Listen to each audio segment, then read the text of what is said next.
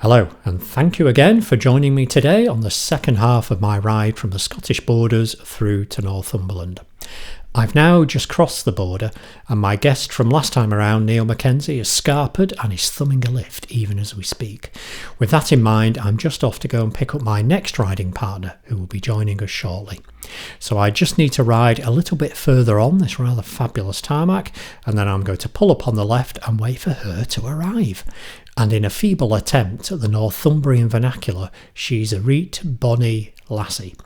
Okay, here we are, and this is the secret Northumbrian farmhouse hideaway of none other than Susie Perry. So Susie has been taking some time out from her job commentating on MotoGP, but she fancied a ride out, so here we are. Away, pet. Right, Susie, let's go. Blimey, that was a bit rapid. Best hold on tight, I guess.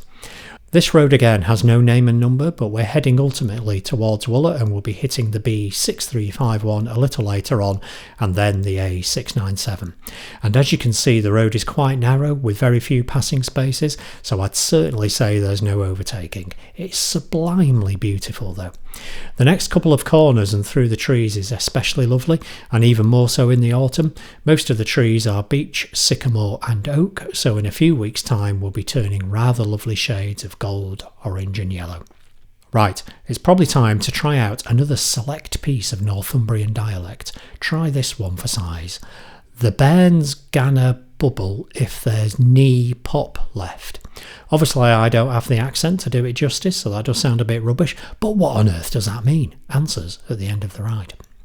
As you can see, the road is slightly elevated and the best views are on the left hand side of the road, and as we get to about here it does get quite bumpy and whoopy, but it's extremely good fun. Now, it's not a road for going mad on, partly because of the narrowness of it, but also because you get lots of leaf mulch on the tarmac together with gravel and stones. Now, quite rightly we slowed down as we went past the house, but there is also a rather large bump there, so I had to cling on to Susie very tightly. I would advise all pillions to do the same. Anyway, moving on. Now I'm thinking about what bike I might be getting next year, and the choice is going to be determined by whether I can get my dodgy leg onto a normal bike or whether I'm going to have to get a feet forward machine. Now, I'm not really into cruisers or feet forward bikes, but needs must, and the ones I've looked at so far are the Royal Enfield Super Meteor, the Indian Scout Bobber and the Triumph Speedmaster. I've sort of discounted the Enfield as it weighs more than Pluto, and to be honest, while I'm not looking to go super fast, 47 horsepower and a rather astounding 241 kilos feels a bit pants. And from an emotive perspective, I'm still seeing shades of early 1990s Virago in there. The Triumph, on the other hand, I'm not a Triumph fan, to be honest. Or rather, I'm not a fan of the 1200 motor. I did have the 1200 Scrambler for a while, and the low revving, short shifting nature of it just wasn't to my liking. Plus, again, purely subjectively, I don't know, it just looks a bit Elvis to me. Now, before I talk about the Indian, Susie is pausing as the hedgehog alert is flashing on the phone, so we need to stop and let the hedgehog herd pass by.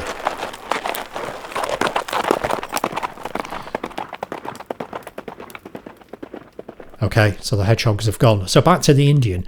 Of course, I normally avoid anything that would call itself a bobber. I mean, what's that about? Still, what's drawn me to the Bobster, especially the matte black one, is that it looks mostly okay in a steampunkish kind of way.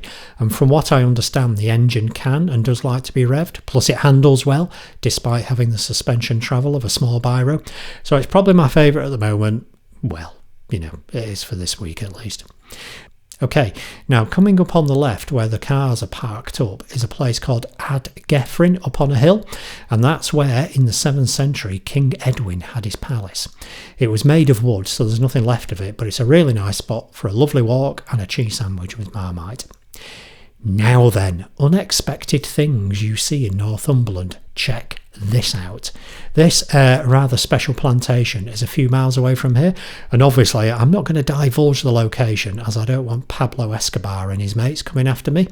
Tell you what though, I could smell it from miles off. Now, if I find out where the secret landing strip is, and assuming I make it out alive, I'll let you know. Now I'm just pausing here as Susie is going to get off and catch the next bus home. Cheers, Susie. Thanks for the ride. Oh, and the next bus is due in about 3 hours. She'll be fine. I'm now going to join the main road into Wooler, which is the A697, and it has to be said there are some very nice swoopy bends coming up. We're approaching Wooler from the north now and heading towards Morpeth, and as you can see the mighty ADV is whizzing round the bends quite well, and all joking aside, it does hold the road extremely well. I still like them. Back to Edgefrin for a moment. So aside from the 7th century palace, it is also the name of a new gin and whisky distillery that has recently opened in Wooler. The whisky won't be ready for ages, but it is worth a visit as the internal architecture is lovely. There's also a museum and a little shop. I mean, who doesn't like a little shop with tea towels, fridge magnets and special fudge? Okay, so we're nearly at the end of this little ride, so I do hope you've enjoyed it. Now this might be the last ride out for 2023, but there is likely to be more nonsense coming soon. I may even revisit the cheese reviews of the past, but with different cheese.